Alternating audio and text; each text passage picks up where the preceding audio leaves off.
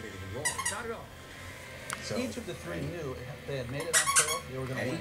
Yeah, and each of them were going, I'm not going to be the one that wrecks. I'm not going to be the one that wrecks. And guess what? Unfortunately, that wreck took out all 3 of them.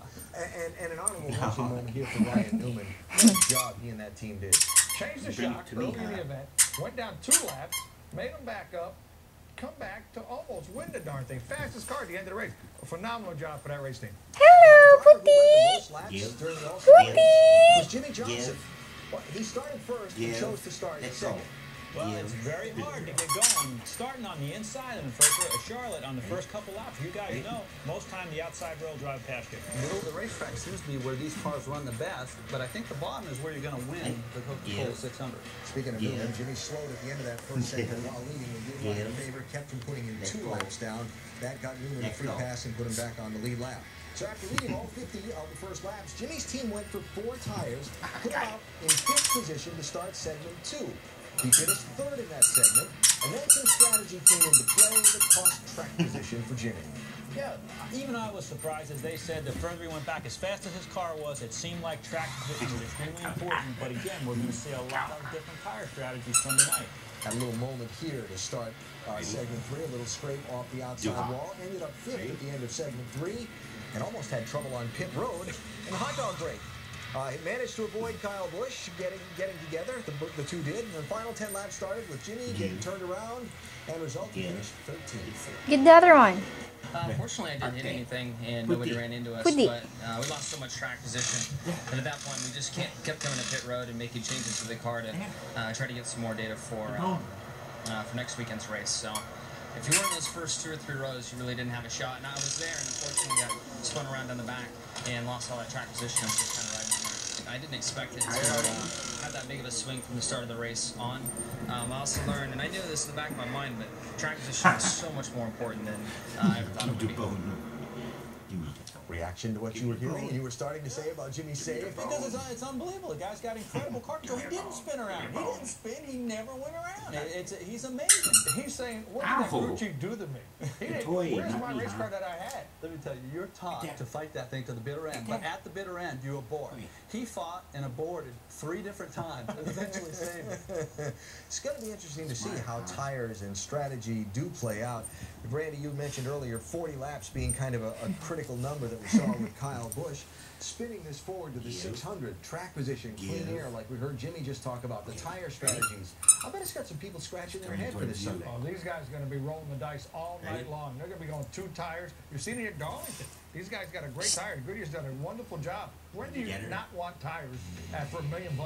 Yeah, and again, like last year, they had a good tire, but if you run them too long, you can wear them out. So we saw last year, Tony Stewart had the race 1, actually ran the tire right sides too long and wore right front out.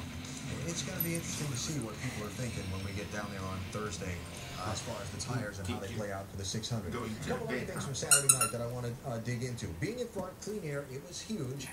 And using the low lane to pass someone was very tricky. Look at the little Jimmy's got for a second.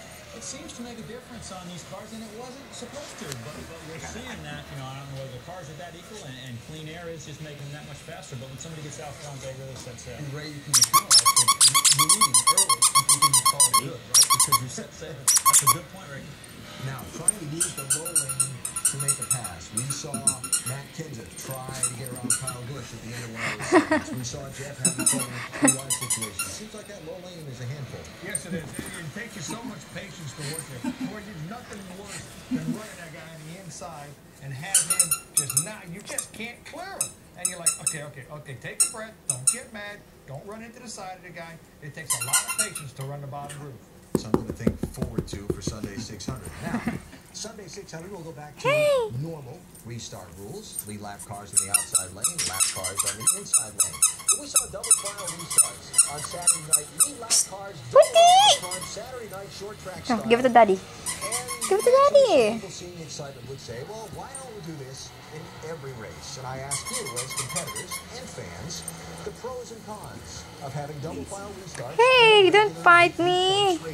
Are you asking me as a fan or a competitor? Because as a fan, I want the double file restarts. I thought it was great to watch that. As a competitor, I don't, because I don't see what they would do with lap cars to give you a shot to earn your lap back if you didn't get the lucky draw.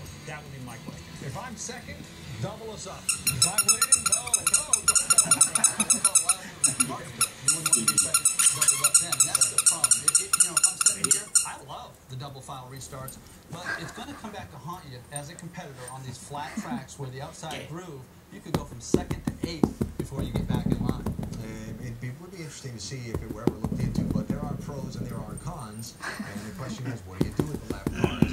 Do you give the guy a choice, inside lane, outside lane, that kind of thing first? You say, there's a lot of complications to it before it might ever be put into play on a permanent basis. Coming up shortly, with those hot dog adjustments, a key to Puti! The man who made him happen, that's into the wild. But up next, Jeremy Mayfield at the track and talking. Saturday, Marty Smith joined us for a report. The NASCAR Now Monday Roundtable returns. How much sugar is in these energy drinks? Let's find out. While waiting, you should know. 5-Hour Energy contains 0 sugar and only 4 calories. Its blend of B vitamins and amino acids can help you feel awake, alert, and productive without the crash or jitters. The answer is 12. Over 12 teaspoons of sugar and 200 calories in these energy drinks. 0 sugar and 4 calories in 5-Hour Energy. There's a reason people choose 5-Hour Energy 2.5 million times a week. 5-Hour Energy. Hours of energy now, no crash later.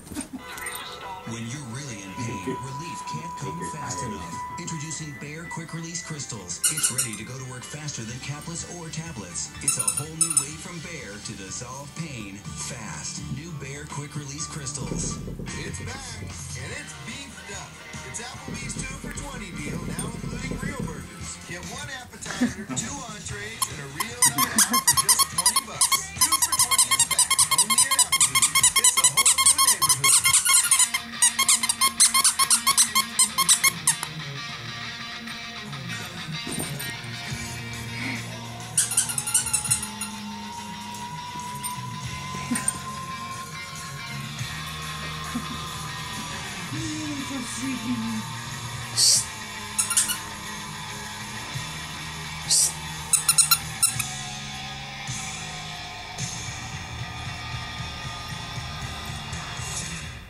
A car wash for under $1? Incredible! A car wash and wax for under $1? Impossible! Until now, introducing the Sponge Tech car washing system. The revolutionary way to wash and wax your car to a professional finish. Sponge Tech's patented soap infusion process fills the soap and wax fiber of the sponge, revolutionizing the way you clean from now on. Stop. And right now, just to get you to see how revolutionary the Sponge Tech cleaning system is, we'll give you enough Sponge Tech cleaning sponges for up to 8 car washes and waxes, 2 detailing sponges, and this ultra-absorbent chamois. But wait, there's even more. If you call right now through this special TV offer, we'll triple your order. You'll get enough Sponge Tech sponges for 24 car washes and waxes for just $14.95. To order your Sponge Tech car wash system, call 1-800-426-1892. That's 1-800-426-1892. Call now and we'll triple the order for only $14.95. That's 24 car washes and waxes. So don't delay. Call 1-800-426-1892. Call now. After his suspension last week for a violation of NASCAR's substance abuse policy, the last thing anyone expected this past weekend was for Jeremy Mayfield to be at the track and talking. But he was. NASCAR Now lead reporter Marty Smith joins us now. And Marty, tell me about your conversation with Jeremy. Well, Alan, when word started to